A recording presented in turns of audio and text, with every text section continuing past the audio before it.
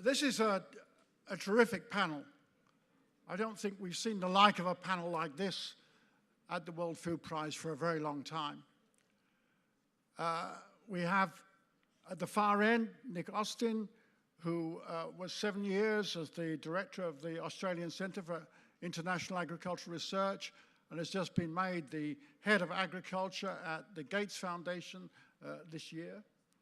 We have Madam Haleh Bridi, who has had a long career in the World Bank, particularly doing work in the Middle East and North Africa, but others as well, and she's Director of Communications from the bank. Next to her is my good friend Agnes.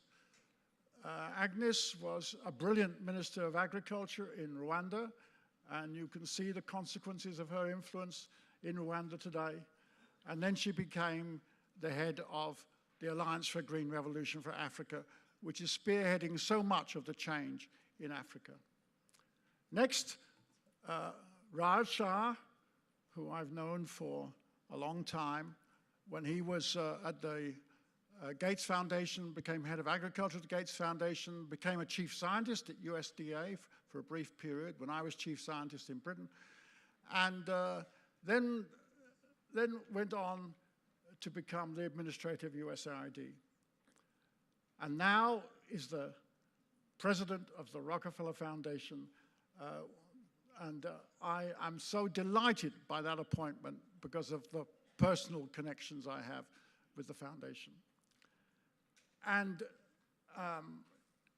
Jennifer, you are now a vice president of the African Development Bank, and you're going to moderate this panel. Good. But to begin with, we have a 10-minute talk by my good friend, Chief Adesina, who worked with me at the Rockefeller Foundation for 7 years, went on to become the Minister of Agriculture in Nigeria and had an enormous impact. I mean, you can see that in particular with the great production of rice in Nigeria. And then became the president of the African Development Bank. That is quite, in many ways, remarkable because they've always had economists, financial experts.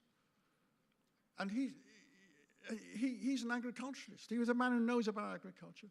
And to have somebody like that at the head of the African Development Bank is changing things already dramatically. And Chief, I want you to say a few words. Thank you. And then you can take over.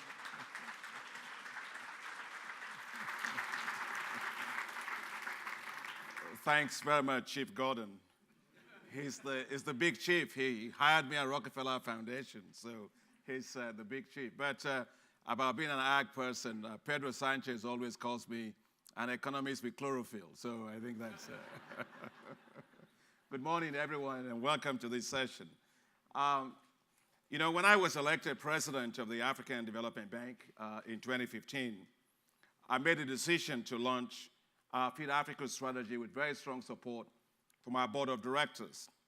And our goal was pretty simple, to help to transform agriculture and unleash a new wave of prosperity all across rural Africa. I knew that to succeed, Africa will need strategically and creatively and collectively to pull together a whole lot of institutions, and we have so many of them all over here today. We just heard from the USAID administrator. My good friend Shah used to run USAID at that time as well. We have had, as you all know, a lot of latent potential for change and development, but in the main, our efforts have been dissipated. We simply have not operated at scale needed for impact. So when I was elected president of African Development Bank, I met with my very good friend, Jim Kim, the president of the World Bank. We met in Washington in September of 2015. And we were talking about the CGIAR. Of course, I spent a decade of my life in the CGIAR. And he was beginning to get quite discouraged about funding for the CGIAR. And he said to me, well, maybe it's time to pull the plug on them because it wasn't really going as well as he wanted. And, you know, he and I had a little, tete-a-tete, and I said, well, look, I understand what you're saying, but When it was time to feed Latin America, CGIAR was there. When it was time to feed Asia, CGIAR was there. And it's time to feed Africa, the CGIAR has to be there. So what we have to do differently is business unusual, not just business as usual. And I recall to Jim a conversation that happened many, many years ago between Bob McNamara, the president then of the World Bank, and George Arrar, the president of the Rockefeller Foundation in Mexico. At the time, Bob McNamara looked at the short wheat lines and said, of course, with Norman Borlaug worked on, he was so excited, he said, "You find me the technologies, and I'll find you the money." And that was how the deal was done. And this was the same deal that myself and Jim Kim agreed on we were going to do. We agreed that what's needed was to rally the CGIAR system, working with the national and regional research institutions together with one common purpose: feed Africa, by rapidly scaling up agricultural technologies to millions of farmers through a coordinated technology delivery platform. The World Bank president, Jim Kim, agreed and said to me, "Well, Akin, you're an Aggie, and so you lead and we'll follow." And that's exactly what we've been doing since that time.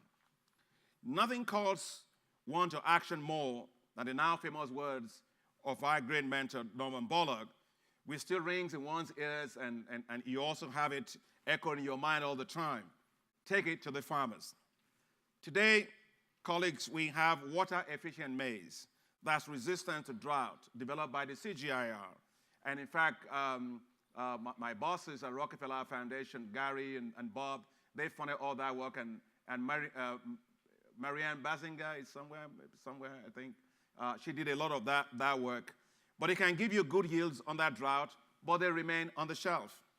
Cassava varieties exist that can give you today 80 tons per hectare compared to 20 tons per hectare the farmers are getting, but largely they remain on the shelf. Rice varieties. Monty Jones developed the new rice for Africa, Nerika rice.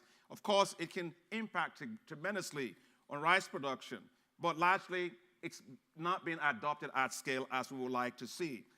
And also, of course, we have the biofortified beans and orange flesh sweet potato, which you all actually awarded for the World Food Prize last year, there, and with a lot of potential to change everything and make sure we can end vitamin A deficiency, stunting, and malnutrition. In short, Africa has more technologies today to help to transform its agriculture than Asia had before the Green Revolution. The technologies to feed Africa, therefore, already exist. What is needed is the will, the ability, and the commitment to take the technologies to scale, for by so doing, we will reach tens of millions of farmers. Having seen the power of several of these technologies on farmers' fields and helped to scale several of them up myself in my time as Minister of Agriculture in Nigeria, I know that we don't need to test these technologies on small-scale pilot scales anymore. See, Africa has so many pilots. We just don't have many planes taking off.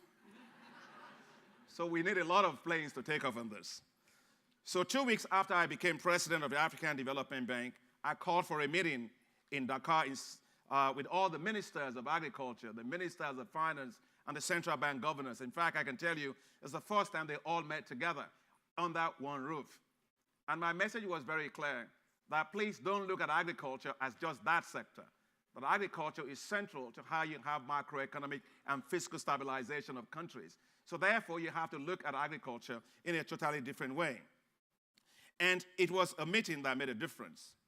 We decided that we had to change things. We had to change the trend of spending $110 billion a year importing food in the next, by 2025.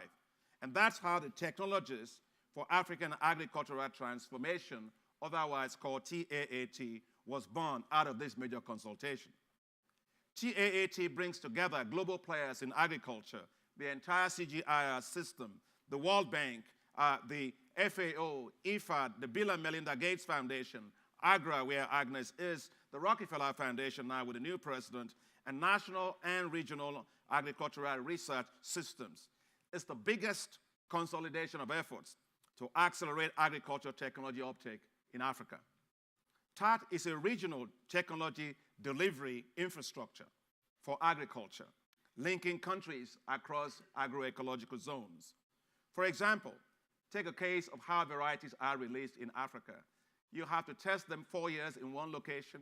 You test them 4 years in another location. If you have to take the same variety in the same agroecological zone to 10 countries, that will easily take you 40 years. And that's why we decided that the best thing to do is to take these technologies and take them across agroecological zones. There is the rice belt. There is the cassava belt. There is the savanna belt. So you have the same technology, scale them all across the region, and then change all the regulatory environments that makes it difficult for technologies to go to scale with the much-needed regional spillover effects. And this is why we believe that TAAT will help to break these barriers down, because countries are simply a bunch of borders that people put across agroecological zones, pretty much. And so we have to work across zones. So what we've decided to do is that TAAT will be done through a collectively agreed central delivery platform coordinated by the International Institute of Tropical Agriculture and all the other CGIAR centers, with national, regional, and international research centers and bilateral partners like USAID and the others. Today, I'm excited that 25 countries have written letters confirming their interest and readiness to support TAAT and to help us to transform agriculture in Africa. It just tells you the extent of extensive consultations that have already taken place on this major effort. TAAT is a transformative partnership and a landmark partnership effort. The African Development Bank, the World Bank, the Bill and Melinda Gates Foundation, and the Rockefeller Foundation intend to mobilize $1 billion to help to scale up technologies across Africa. Right now, the African Development Bank is discussing this with our board of directors, and we hope that once it is approved, we can begin the task of really taking agricultural technologies to scale. The question to ask is, what will it do? We're trying to lift 40 million Africans out of extreme poverty. We believe that TAAT will help to produce an additional 120 million metric tons of food. So we are taking a bet, and it's a good bet. We're betting on Africa, that Africa can feed itself. We're taking a bet that with agriculture as a business, Africa will unlock its massive agricultural potential. We are taking a bet that as Africa embarks on an unprecedented agricultural industrialization, it will be able to unleash prosperity that will also lift millions out of poverty, creating new zones of prosperity to replace zones of economic misery that we have in Africa. So I would like, in closing, to thank the World Bank leadership, to thank AGRA's leadership, the Bill and Melinda Gates Foundation, who have placed substantial amount of contributions towards this initiative. We'll welcome more partners to join us in this major drive to take technologies to farmers and to transform Africa's agriculture. Let's rise up and feed Africa. The solution is at our fingertips. The answers are in our hands. The vision can and will become a reality by God's grace in our lifetime. Thank you very much.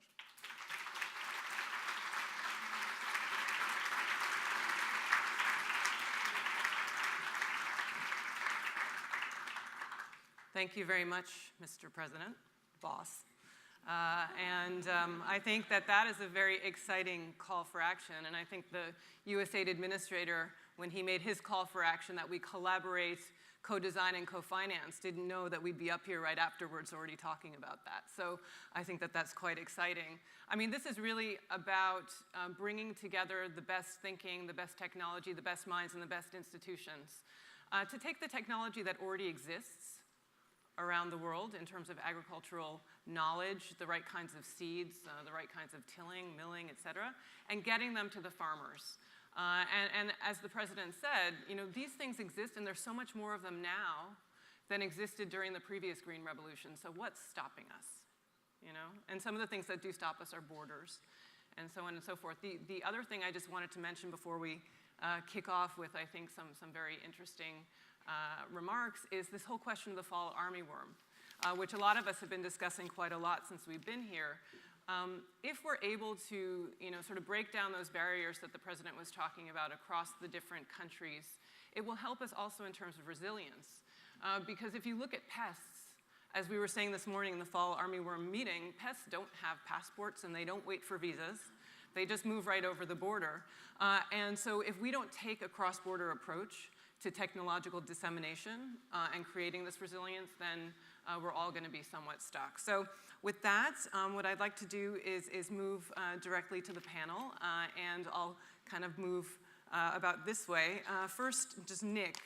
I think we welcome the fact that Bill and Melinda Gates Foundation is contributing to the central mechanism for TAAT, and especially the clearinghouse. And you're also providing, obviously, for quite some time, support to the CG centers, which is important and is the backbone of a lot of what we're doing.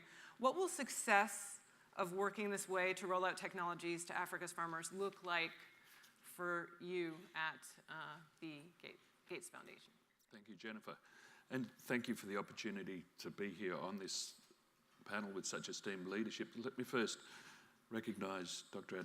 Adesina's leadership, exemplified with the TAAT and his achievements recognised as the 2017 World Food Prize laureate. We're very proud to partner with the African Development Bank in the TAAT initiative through our support with the CGIAR centres and particularly with AGRA as a vital scaling partner in Africa for technologies. We know, as Dr. Adesina has said, that the technologies exist to drive fundamental prosperity and lift large numbers of smallholders out of poverty in Africa. Inclusive agricultural transformation is the unifying vision within the Gates Foundation and fully aligned with the vision of Feed Africa and the TAAT initiative to make those technologies available to smallholder farmers. Those technologies exist, so what's failing? The system's failing. We know that yields in Africa, cereals, for example, at 1.3 tonnes a hectare, are less than half of the equivalent in South Asia and perhaps around about a quarter of what we can see in China. So the potential's there with existing technologies without us investing in additional technologies. We also know incongruously that the majority of the world's poor are smallholder farmers, particularly so in Africa, as we see the increased concentration of extreme poverty unless we get these initiatives right. So the possibilities are there, waiting to be grasped. The ability to drive that journey to prosperity. We know that economic growth or growth in the agriculture sector is so much more effective at lifting people out of poverty than growth in other sectors. So what's not working? It is complex. How do we break the complexity down into ways that matter? And the technology needs obviously evolve as the journey to prosperity evolves and as economies transform and smallholder farmers engage in new ways. So clearly the focus on staple crop production for subsistence farmers is paramount. We have smallholders who aren't engaged formally in markets. To do so, need better varieties, better fertilisers to overcome the constraints, soil fertility, crop and pest disease, the fall armyworm examples that we've heard. So how can systems be unblocked, the systemic bottlenecks to get drive varieties onto smallholder farms and bring with that fertilisers as inputs that enable surpluses to be produced. And of course, as we all know, then moving from surplus to engage in markets opens new opportunities, both on-farm and off-farm. Off-farm in non-farm economic pursuits, so critical as we heard in the youth panel discussion this morning, but on-farm in relation to diversification, bringing with it new technology needs as smallholders then move into systems that aren't just driven through stable crop production, but bring in legumes into rotations, bring in livestock, bring in higher value commodities. So too, demanding new technologies, vaccines, animal health products, genetics in livestock. We also see the benefits flowing through in nutrition, particularly for women and girls, as these systems diversify both on and off farm and bring benefits to the economy more broadly. So to your question, Jennifer, what does success look like? getting locally relevant varieties, locally relevant technologies, locally relevant solutions to smallholder farmers. And TAAT is positioning to play a key role in bringing the best technologies available from the CGR system and beyond, and supporting in new ways their delivery to farmers. So we're delighted and excited to be part of this initiative. Thank you, Nick. So really breaking down the complexity, making it easier to allow this adoption to happen, and I suppose also ensuring confidence among the farmers that they can do this, which will require quite a lot of support as well. So turning to you, Haleh, from the World Bank's perspective, and you guys are going to be a huge partner in this effort, particularly on getting all of what is needed in terms of the soft and hard infrastructure in the countries, so this can be absorbed. From the World Bank's perspective, why is transformative technology for African agriculture so important? Let me also start, before I answer you, to congratulate Dr. Adesina for the prize, and I think it's the best and the biggest prize in agriculture, so heartfelt congratulations, not just from me, but from the whole management of the World Bank for you, Dr. Adesina, and thanks, Jennifer, for inviting us. The reason why we give so much importance to the technology is because we see the technology as an accelerator, as an enabler. And ultimately, what we all want to achieve is more incomes for the poor, better resilience and productivity, better nutrition, and more employment. These are the 4 objectives we want to pursue. And in order to achieve these 4 objectives, agriculture is central. In Africa, you cannot achieve poverty alleviation without agriculture development, without major strides in agricultural development. So it's a central part of the whole development debate, is to get to the bottom of the agricultural development issue. And technology is a way to boost that, to accelerate that. So it's very, our vision of this is very, very clear. And that's why we have very closely, we very much support the spirit and the objectives of the TAAT program. And as you know, we are already, as Dr. Adesina mentioned, we're already very closely collaborating, and I'll mention a bit more about what we plan to do specifically. So now, how do we want to work on these 4 areas?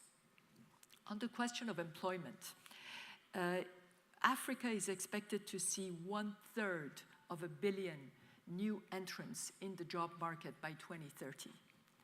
Our estimates are that about 25% of these people will get wage jobs under the best, most optimistic scenarios. How about the other 75%? What are they going to do? And agriculture, where most employment in Africa is today, is the best solution. But to look at agriculture not as pure farming, but to look at it at the whole value chain of agriculture, from the farm to the market. That is what that's where we see a lot of the future employment of Africa coming from, is through the agricultural value chains. So we have to emphasize, we have to sort of work on that. The second strand is resilience and productivity, improving resilience and productivity. Since the 1960s, most of the growth in agricultural growth has been by expanding the land, expanding the area, and clearing forests or bushlands to plant.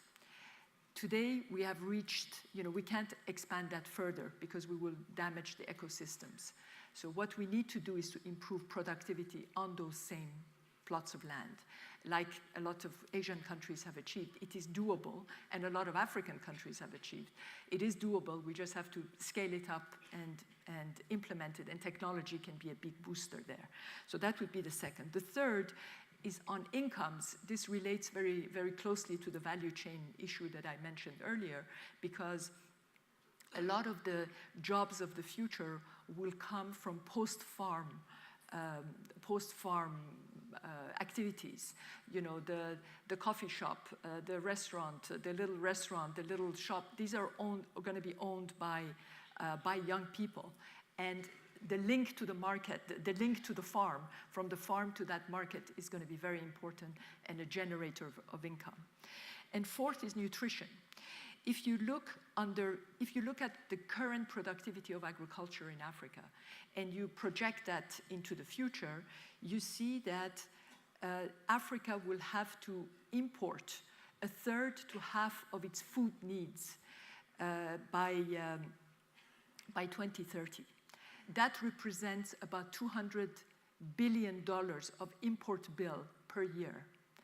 So if that capacity to produce is local, then you can spend your $200 billion on more productive things and to basically grow your economy through other ways.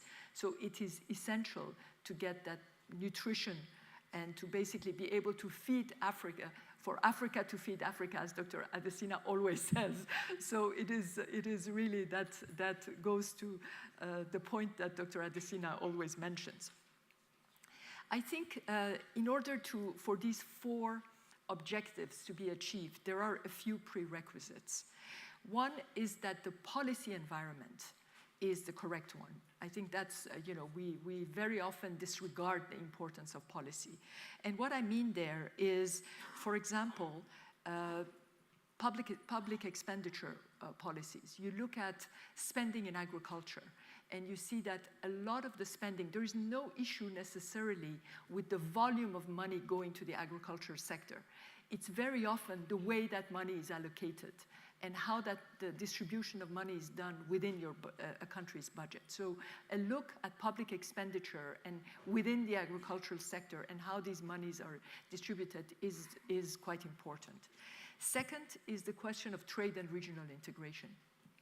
If you don't address regulations and liberalization of trade and boost regional integration, that whole market creation and export capacity of African countries would not be there. So you need to do all these things in parallel with the 4 things I mentioned earlier. Third is, as we talked already about, is all the policies that will boost productivity increase, like targeted subsidies, like things like that. And fourth is policies for inclusion. We spoke about youth, the importance of bringing youth in, the importance of bringing women in, but also refugees. We have a huge refugee crisis in Africa, and you have to integrate. One of the main sources of integrating these refugees into this country is through agriculture. So again, policies that will help them integrate. So the policy environment is very important. Second, partnerships are important because no single agency will be able to do this alone. And the work that you have started at the African Development Bank under Mr. Adesina's leadership is crucial because you are creating a platform where all of us, whether from the foundation world, from the sort of IFIs, DFIs, are all working, and AGRA are working together towards the same objective. I think this is extremely, it's sine qua non. We can't do it without that. And fourth, I think we need to look also beyond Africa to learn experiences. Asia has made amazing strides in this area, and we have to have an open mind and really invite those success stories from Asia and other parts, and Latin America, to bring them to Africa. And China, I think all of these countries and regions have a lot of lessons to offer that we need to bring in and learn from and benefit from.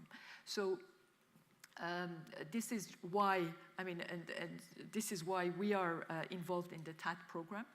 And just in terms of the specific support that we are bringing, we are envisaging this current fiscal year, we were envisaging contributions of about $500 million to programs in Africa, which were in line with the TAAT program. And I'm happy to say that we have revisited our numbers, and we believe that this year we will be able to implement $700 billion of projects in the TAAT sector. So we're with you, and we look forward to continuing this and extending this collaboration. Thank you. Thank you very much. That's excellent. And I think, if you look also at the opportunity, by some estimates, the agriculture sector will represent a market of about $1 trillion by 2030. So I think clearly that's why we're basing our Feed Africa strategy very much on a lot of the things that you were talking about, because it's a big challenge when you look at the imports, the net imports, but also a massive opportunity if we do the right things. And we tend to look at it in two pillars. You have to increase the productivity, and then you have to move up the value chain. And so this is very much about the increasing the productivity, producing more in a smaller space, so that we can really reap the benefits. So Agnes, turning to you, moving on down the line, and obviously this is kind of your bread and butter, and why I think you were probably even, after the World Bank, the next partner that came in and said that you guys were keen to work together closely on this. The AGRA Input Dealer Network has grown across the continent over the years, and that can be a really important basis for all of this. How do you see TAAT working with the agro dealer networks to reach the tens of millions of farmers with modern technology? Because if we don't get this out to them, then it will be sort of a moot point. So how do you see that happening? Thank you. Thank you, Jennifer. I just wanted to say that I'm very excited about the launch of the TAAT and the fact that IITA is involved. IITA was my first job, and I worked at IITA till after my PhD. So I left IITA to go to government. But for me, the excitement then comes from that, the link between what I learned at IITA and then what I got to know in government.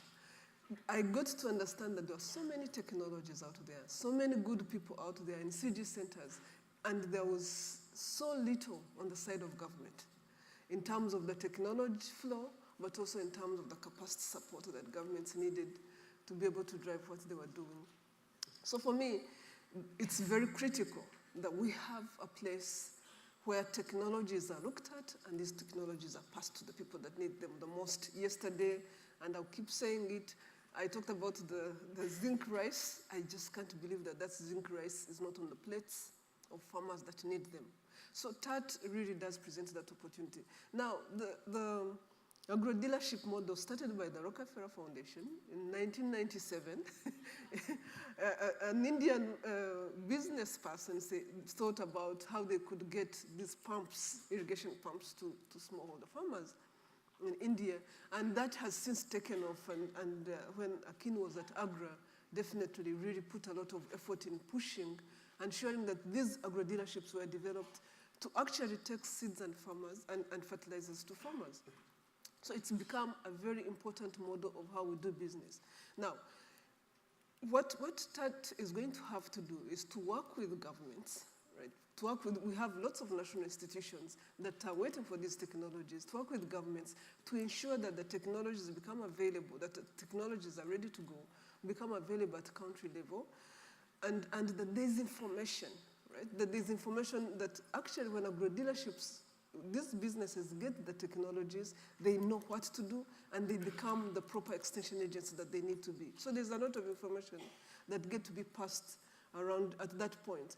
These people are extremely important. They put capital on the table. They put their own big stakes on the table. They put capital on the table.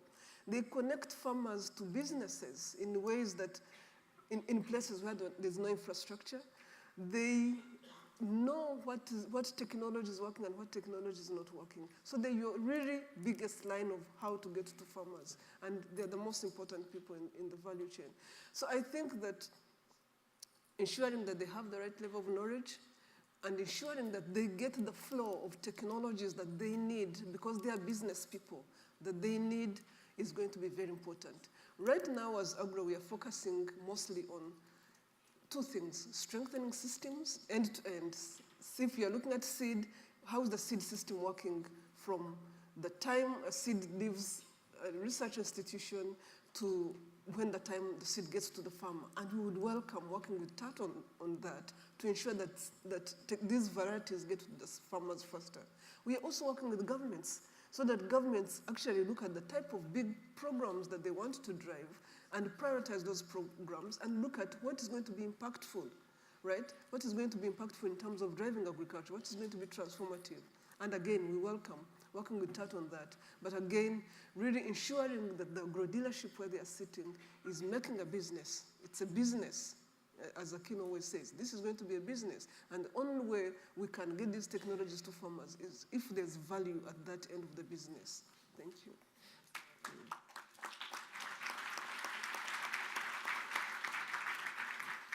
So let us not forget our mantra, which is agriculture as a business, not a way of life. Right? As we roll this out, it's true. And the president does keep talking about the fact that the private sector role in this will be critical if it's going to be sustainable. And I think we know that that's true, I think, throughout everything that we're trying to do in this sphere. So Raj, turning to you, last but not least. So, given all of the agricultural activities that Rockefeller has been sort of carrying out and involved in over the years, as well as your central role in the green revolutions that have taken place in the past. And actually, if you look at the document that we prepared for our board, we're very much putting it in a historical perspective. And clearly, your role has been so central in this. How would you or your foundation particularly like to see this rolled out for maximum impact in order to really get the technologies where they need to go, given that you have such long-standing experience in this area? Thanks. Well, thank you, Jennifer, and thank you for having me here. I am honored to be with real Rockefeller leaders like Akin and Gordon and others, and won't yet pretend that I can speak on behalf of that really powerful history, especially in this room. But I do want to make a few comments about the point you raised. It would be easy to come into this room and believe that the world is angry and divisive, that assistance levels for the priorities we care about are diminishing, and that it's hard enough to keep our politics together for any responsible engagement around the world, much less an ambition that is so bold that it's designed to truly see through to the final success, the next green revolution in Africa. And so I think it is special and important that we all come here with that bold aspiration at a time when the world desperately needs success stories for global cooperation designed to help lift people up, not put them down. And in that context, I think there are three reasons I'm very excited and want to be all in on this effort and this vision forward. The first is this is an African-led vision.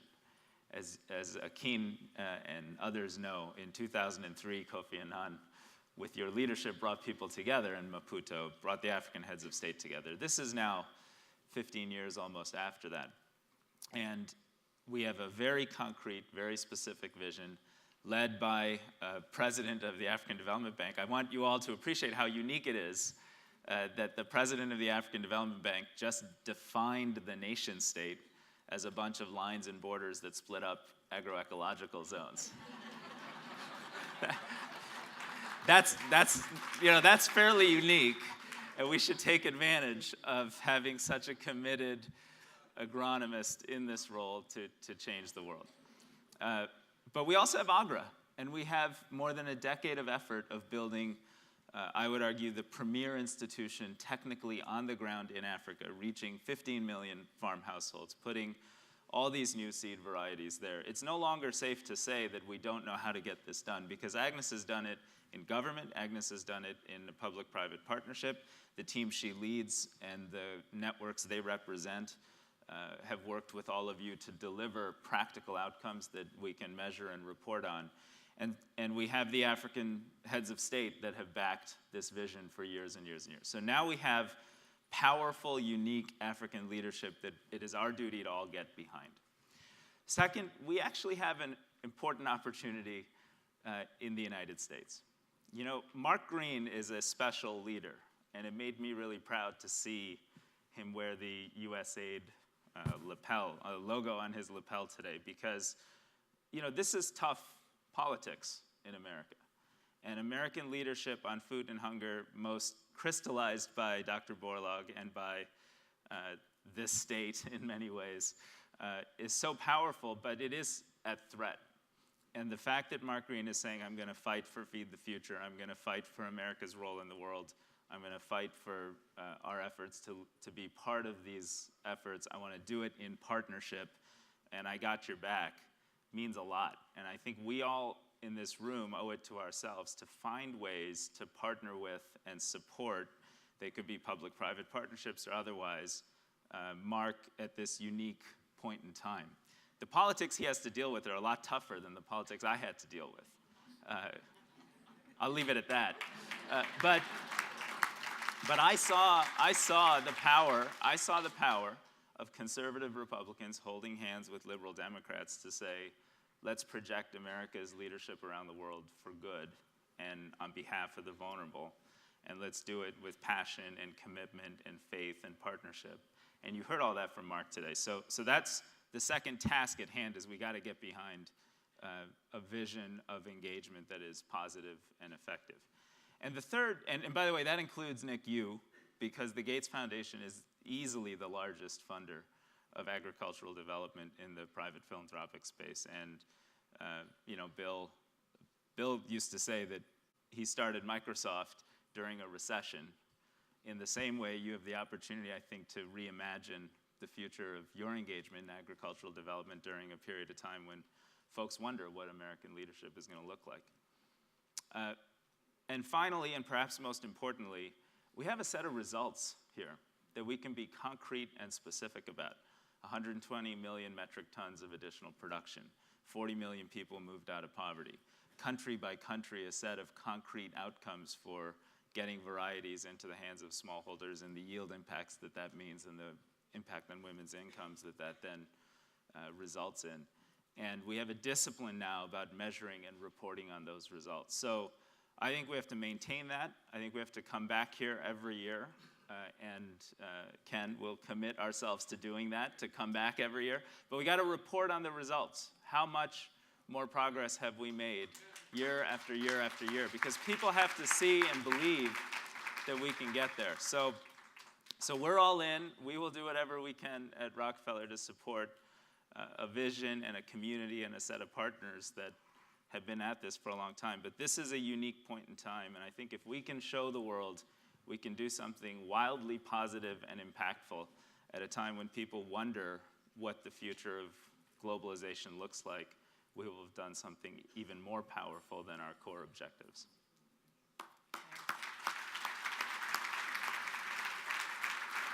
Thanks, Raj. So we will task ourselves to work together well in the sandbox and also measure what we do. And I mean, I would even say, I hope that we work together a lot in many different areas, but, in terms of your call to arms, let us make sure that this is going to be the way we do business together in the future. We have a lot of people, I'm sure, in the room who are maybe surprised, excited, interested by the fact that all of us have come together for such a big initiative to get the latest technologies to Africa's farmers and to do it quickly and at scale.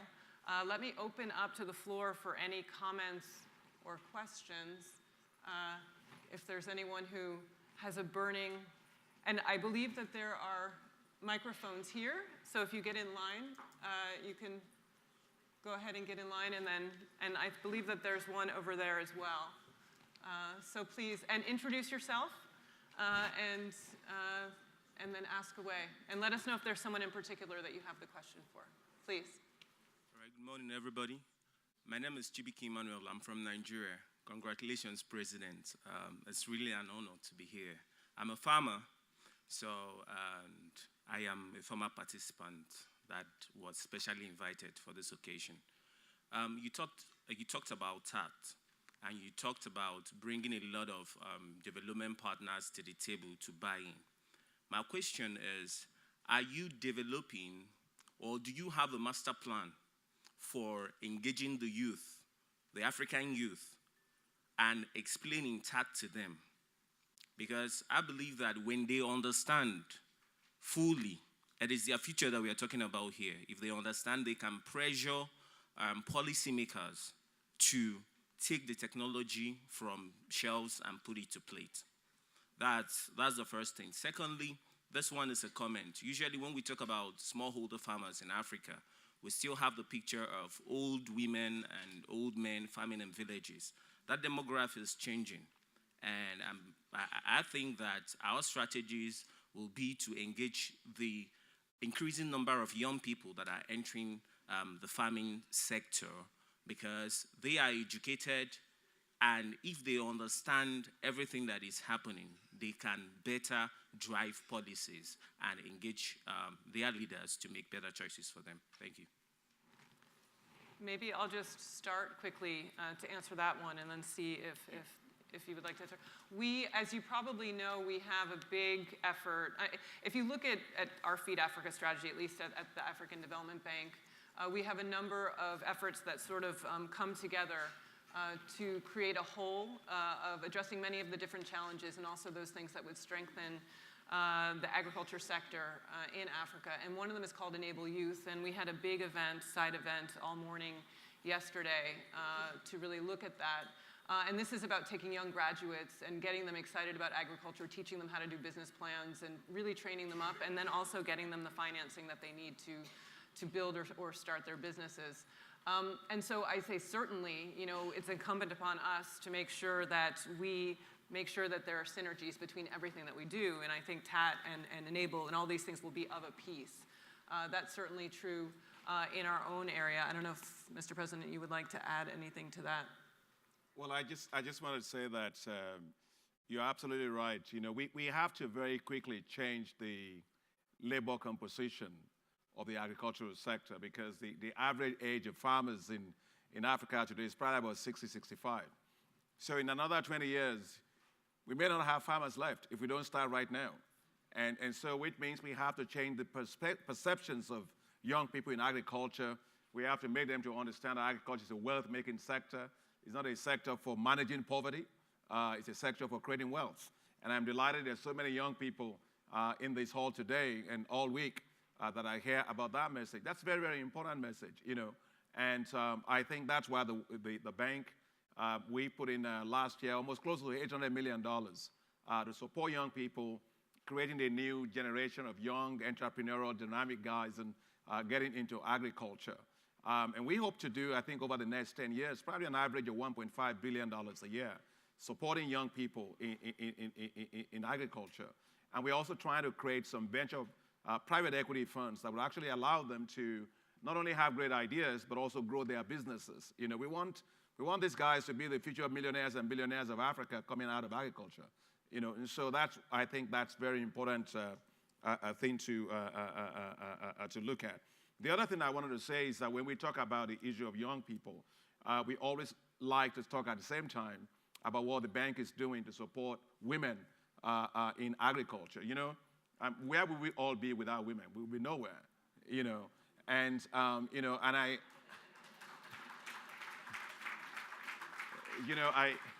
I try to look for birds. I'm still looking for a bird that has only one wing. Every bird has two wings. And so Africa will move much faster. And you have great, faster inclusive growth if you actually accelerate access of financing to women and ensuring access to property rights for women. And this is why at the bank, we've actually launched a major effort that is called Affirmative Finance Action for Women, which is to mobilize $3 billion of support for women businesses alone in Africa. Wait for a man, I'm sorry, we can't help you right now, but maybe later. But I know the World Bank also, Jim Kim also has a great program that she's doing with Ivanka Trump also, you know, in supporting women. So I think we've got to get youth and women right. Anybody want to weigh in on that? Yes. Maybe just a point on, you know, the World Bank is full of economists. I'm not one of those, but, you know, I keep hearing every day that I go to work about incentives and how incentives work. And I think that it's important to build the right incentives for youth, to give more access to all this financing to the youth. And I think targeted subsidies are important for youth, for women, for refugees, as I mentioned earlier. And so the policy angle is important. but also this value chain, the work on value chains and bringing, credit to SMEs, and these are cliche words that we use in every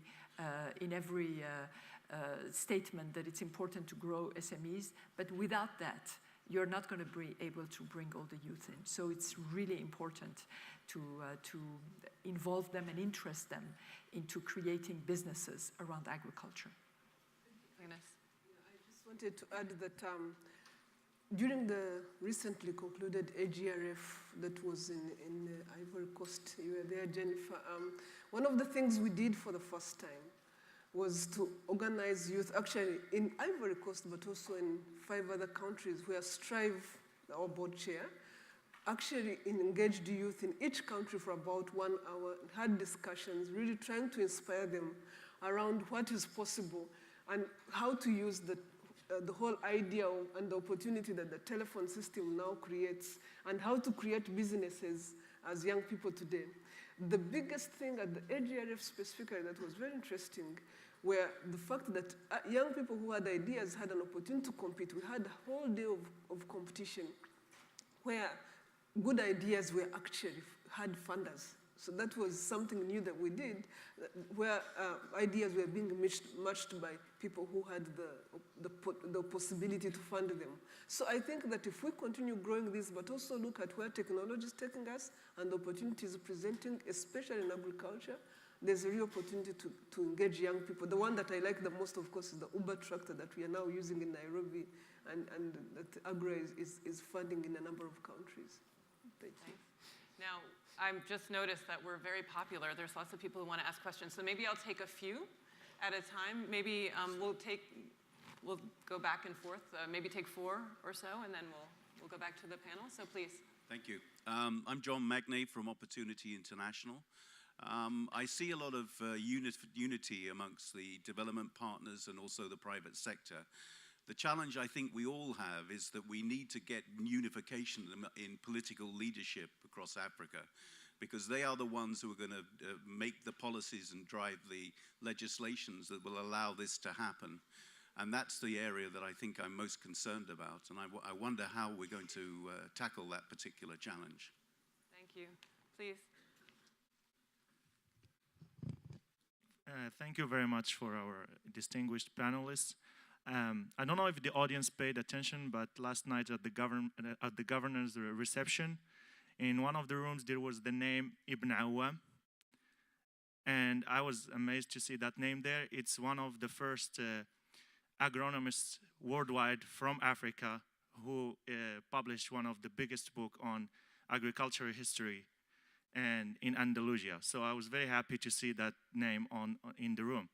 The reason I'm saying this is the crucial importance of technology has started in Africa, and people believe in it. Just go to the Library of Alexandria or Timbuktu Library, and you will find the evidence about that. My question is the following. What are the limitations of our distinguished panelists?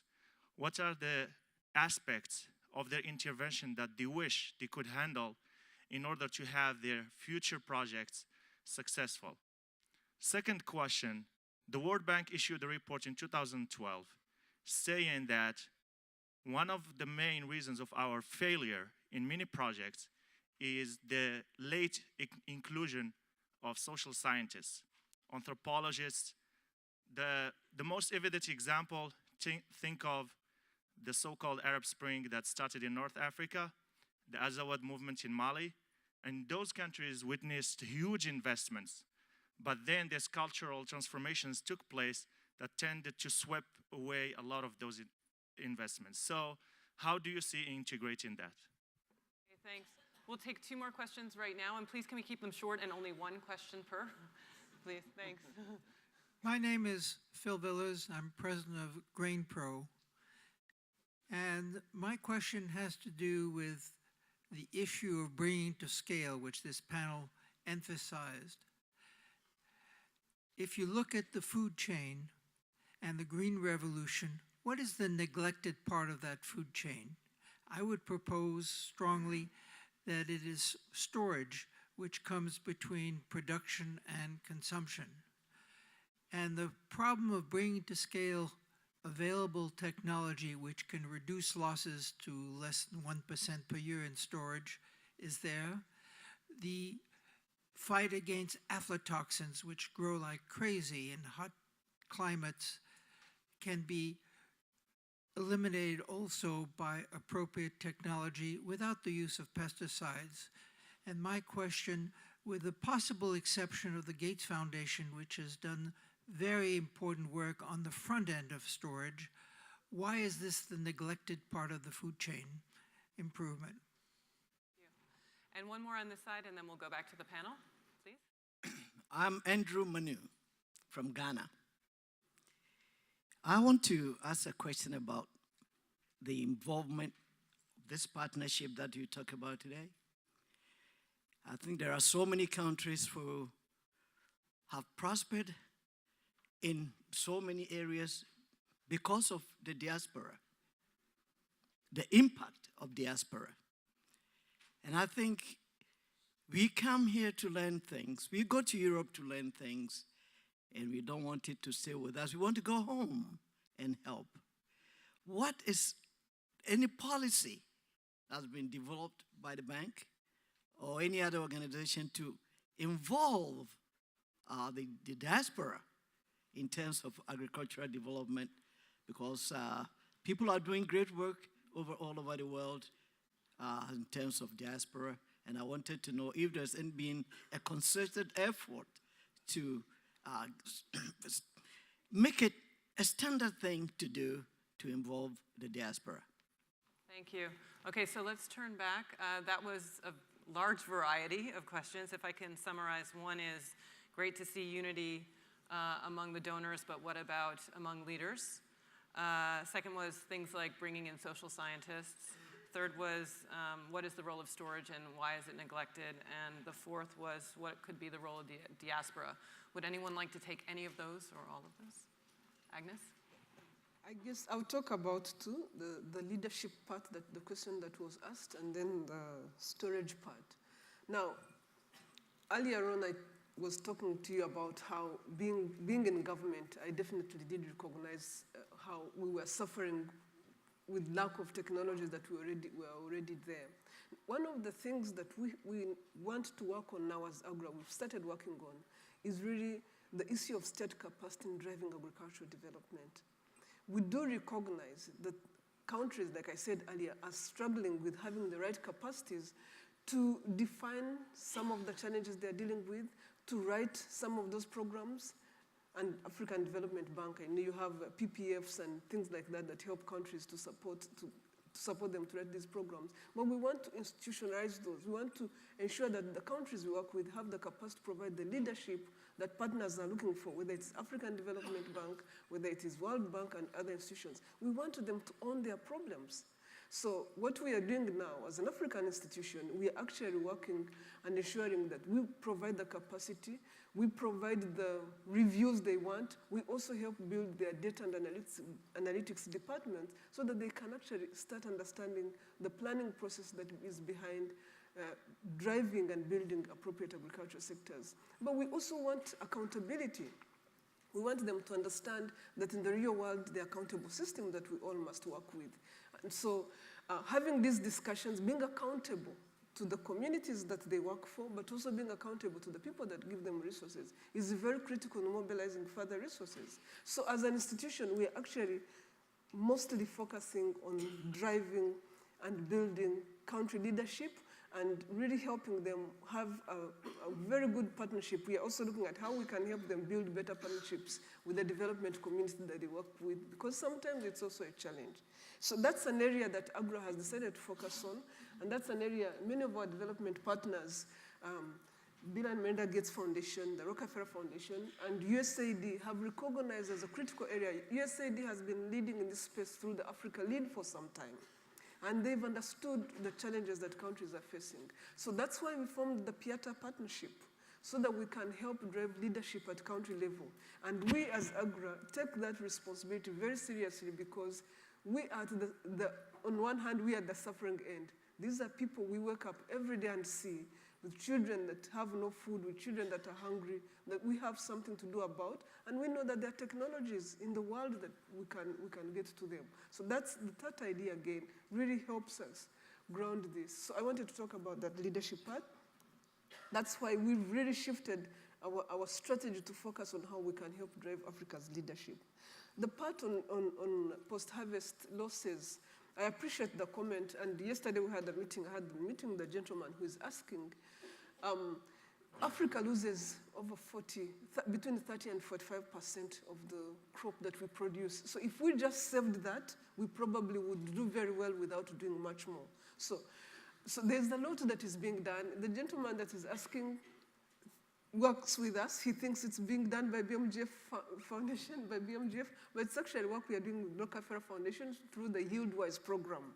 So I wanted to emphasize, Bill and Melinda Gates Foundation is supporting us, especially in driving technologies and all the way from breeding to markets, and Rockefeller Foundation is supporting AGRA through the YieldWise, which is a program that is focused on reducing post-harvest technologies, but also supporting the private sector to come up with post-harvest technology solutions. We work, again, on that stream of business. We work with USAID to build seed companies. So we have 3 major partners, and this time we are really partnering on focusing on building state capacity for agriculture. Thank you. Yes, please. Just on the point of political leadership, I think once we talk about political leadership, we kind of assume that political leadership means a president, it means a vice president, or things like that. No, we are the political leaders. We are the leaders, actually. Leaders are found in every side. You have leaders in research, you have leaders, farmer leaders, you have community leaders, and so on.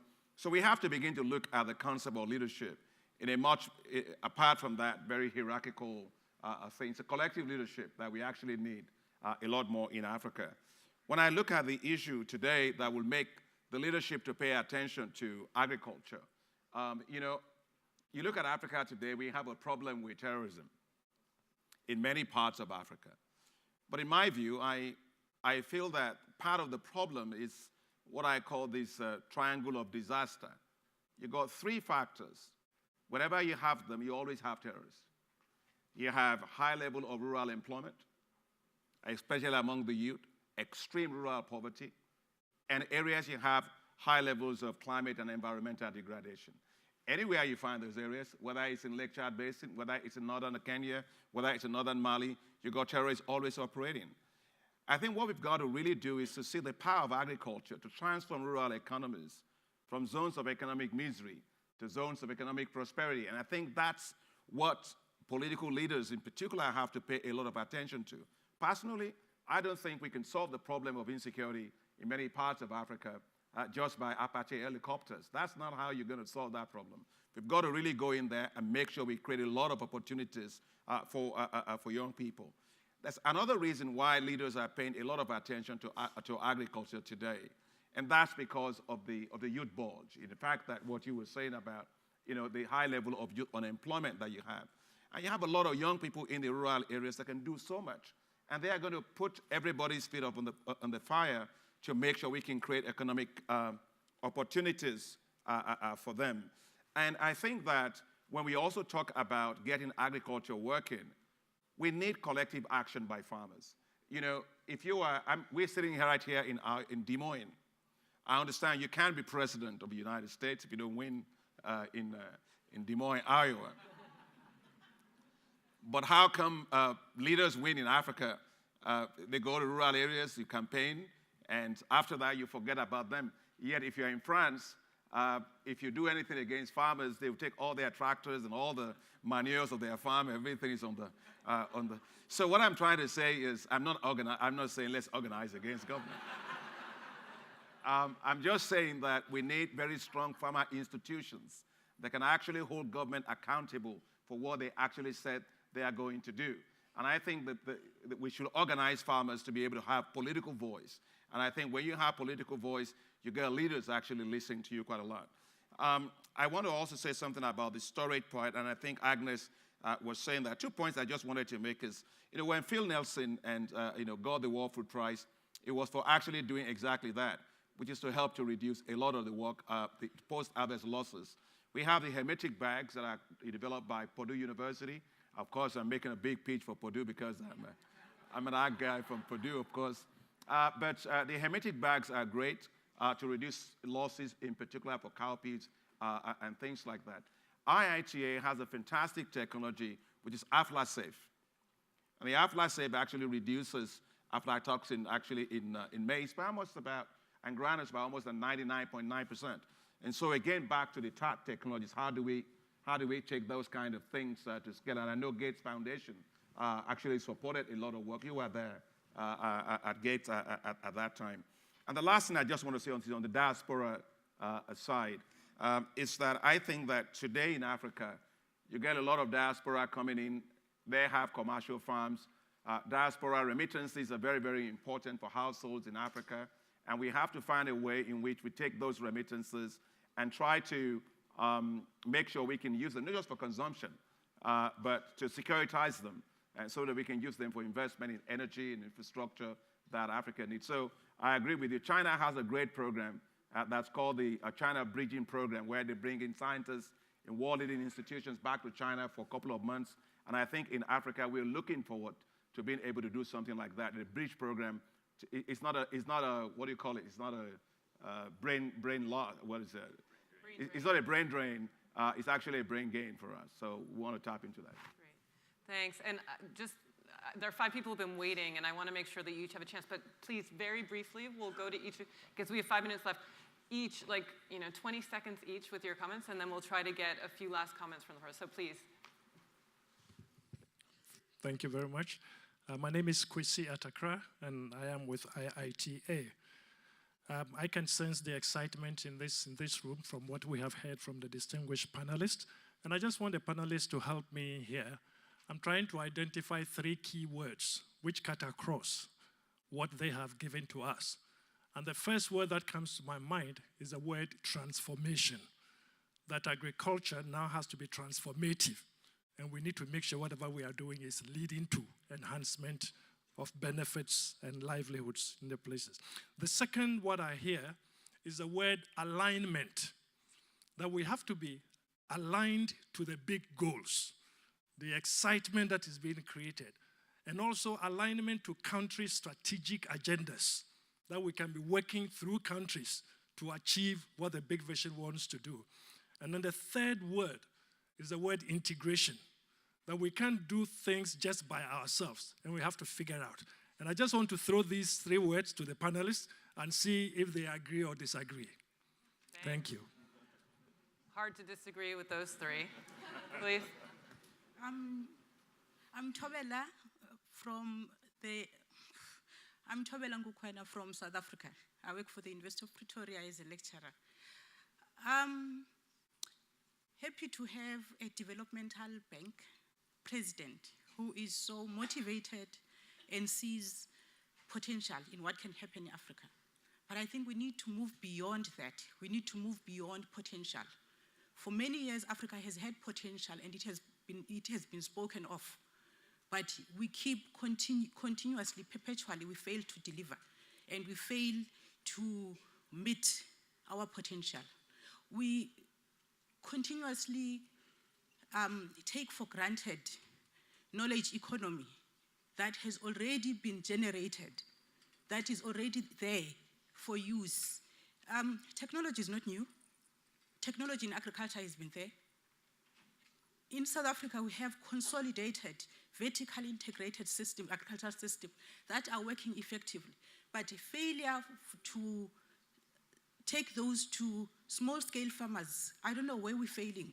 But if Brazil can collectively, amongst small-scale producers, constitute cooperatives that are able, at the end of the day, to export to Africa, then there's a problem, either with our statesmen or with what we're doing as developmental agents in Africa. Thank you very much. Thank you. And I think that that's really the goal of TAAT. So please. Nabiha Kazi, President and CEO of Humanitas Global and Chair of the Community for Zero Hunger. Akin, last year at a meeting, you had a brilliant statement that stayed with me. It was, Africa's development will come from within Africa, not from outside Africa. And my question is for both you and Agnes, as both of you are really leading that charge and driving the agenda and what is possible. Who from within Africa, again, both for Akin and Agnes, who from within Africa is not at the table, who needs to be at the table, and what issues are being overlooked by the donor community that need to be prioritized? Thank you. Please, quickly. Hemant here. I handle a seed systems project in Kasawa in Nigeria. Hats off to the convening power of World Food Prize. This is the most powerful panel that I have experienced in my life so far. So,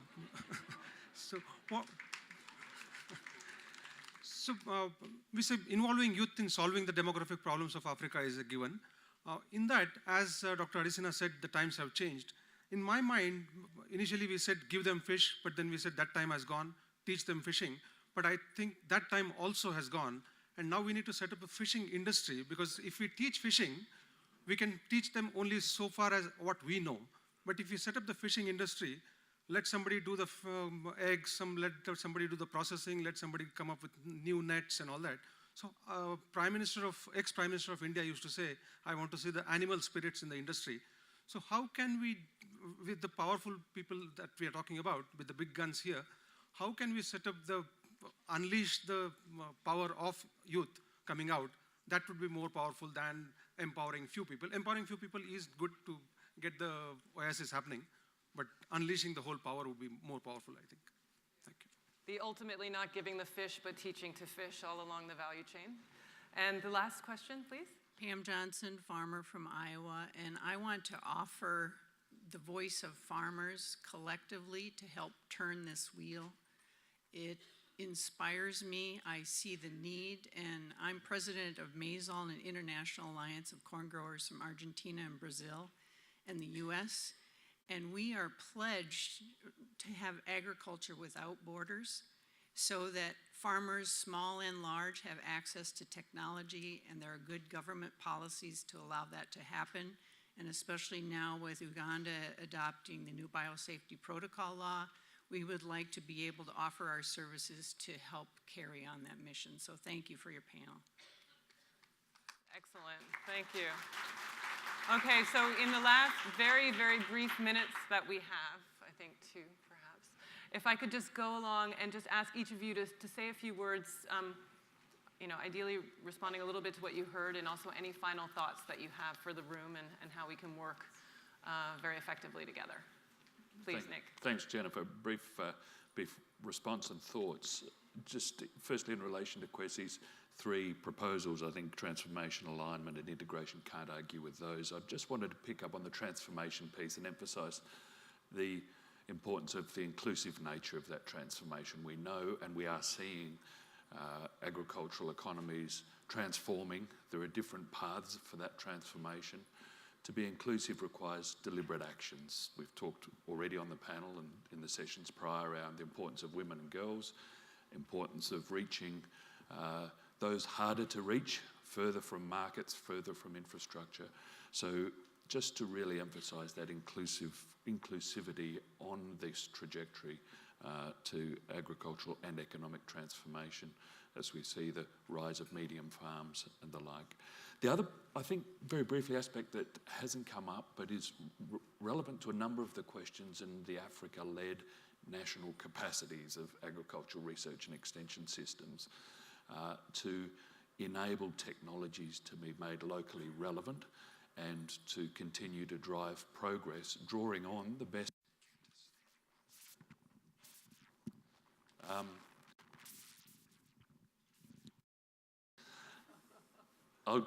It's back. Thank you. But recognising that Asia's transformation journey is a very different one to Africa's, given the agroecologies and the local context, so that patient investment in national capacities in extension, not in ways of the past, but in exciting new ways, incorporating digital to get new knowledge and products to farmers. Hello. Yes. I just, some of the questions made me think that really we may be looking at agriculture as a narrow sector. And it is not. It is really a theme. It is not a, something that you can just look at one narrow way. You need to look at markets. You need to look at, how to bring in youth, how to make it inclusive. And the question on the social scientist, I think, sort of connects with this, because you really need to look at things, bring different strands into it to succeed. Otherwise, by looking purely at the sort of fertilizer, entrance, the very narrow agricultural issues, we're not going to be able to make it. We have to look at it more broadly, and we have to bring in those other sectors to support it. Yeah. I just wanted to mention the part that is missing for me when you said transformation, alignment, and integration is partnerships. So assuming that that was implied as well. Because one thing we have learned is there's so many of us there that are trying to do the right thing, but we really need to align our efforts. We need to integrate our efforts. We need to make sure that we are adding up. So I think that's a very critical part of where we are going. If we are going to get a transformation for the African continent, especially where I'm from, we really need to align our efforts and work as partners in this perspective. The question that was specifically addressed to me on who is missing at the table here, who I would like to be around is actually, for example, a Minister of Agriculture. It would have been nice to have a Minister of Agriculture on this table discussing with us what we are talking about, because many times, I can't tell you how many times I sat on the other side and I thought that these guys missed the point. They don't get it, because I had my ideas of what I wanted done, and I'm sure Akin also had that impression sometimes. So it's very important that the clients that we talk about, the people we are looking to support, the governments we are talking about, their views also get heard. And I'm sure many of us represent that in a way because we care about what happens there. I'm happy that there are a number of farmer voices in the audience, but those two voices are very critical. Those are the people we serve. The governments that are trying to do everything they can for their people, and the people that actually whose livelihoods depend on what we do. Thank you. I'll just pick up where Agnes left off in terms of people that could be included in this conversation. The first group, in my view, ought to be people who represent patient private capital. Akin has made the case loudly that agriculture needs to be seen as a commercial business and a commercial investment opportunity. But there have been very few successful agricultural transformations that exclude real private investment. And in a world where we see billionaires investing in long-term enterprises to make space travel or hyperloop travel more possible, it seems like we should be able to tap into big pools of capital to be patient and focused in bringing the technology transformation to African agriculture. The second community of leaders I'd love to have in this discussion are mobile phone operators and those that really do capture the consumer behavior data of these rural households. I think we live in a world where data itself is going to be extraordinarily valuable. And even the poorest rural family generates information about when they use power, how they move around, when they connect with others, and for what purpose. And in the spirit of those 30-year-old studies the World Bank used to do on understanding the lives of the communities you try to serve, the modern interpretation of that is probably big data and machine learning applied to aggregated information about the lives of the 1 billion or 2 billion people that still live in some form of extreme poverty. Yeah, I just wanted to say, to thank the representative of the Farmers Association that just spoke over there. I think what you find us really talking about here, I like the time you used that, looking at agriculture without borders. And in fact, what we're talking about, TAAT, is really that, technology without borders in Africa. I think that's very important. So we can have technologies without borders, we can have innovations without borders, but we also need partnership without borders. And I think that ability to learn from different parts of the world and what works and what then works and how do we adapt is very important. That's why I was very delighted with the conversation we had with Embrapa and with the Argentinians and so on about their successes in actually their cerrados of Brazil and how those cerrados aren't that much. In fact, our savannas are better than the cerrados of Brazil, and how they were able to unlock their potential. And we are sitting on ours. And to your point, Dr. Borlaug said it all the time. If you like potential, he hasn't seen it yet on the menu. Nobody eats it. So we've got to really make sure that we unlock this. My mother taught me something which I never forgot, that if you're trying to sweep, you have a broom, and you have different strands of it, and you can either use those little strands of it to sweep. Of course, to sweep, you will not succeed. But if you took all the strands together and you wrap them all together and you try to sweep, it works. It's like a vacuum cleaner. At least when I was growing up, that was our own vacuum cleaner. And so what you have here is the power of partnerships. I think partnerships is the way to go. I have absolutely no interest in planting any flags. Nobody eats them, but we want to work together to make sure that we can transform the lives of people together and really lift millions of people out of poverty. I'm going to end on the point that Raj made on the issue of private sector, because Raj is absolutely correct. And that's why for us at the African Development Bank, we're also launching this next year what is called the Africa Investment Forum, to try to harness exactly the global pension funds, the sovereign wealth funds, the institutional investors, and similar ones in Africa to invest in agriculture, to invest in rural energy, in renewable energy, in logistic chains and things like that, and warehousing and things that we need. And just to let you know that, we think that we must have strong public-private partnerships for the technologies for African transformation to actually work. So I want to thank Raj, I want to thank Agnes for your leadership, thank the World Bank, and thank UNIC and also Bill and Melinda Gates for their very strong support. Of course, I have a very capable vice president. She will make it all happen. So thank you very much.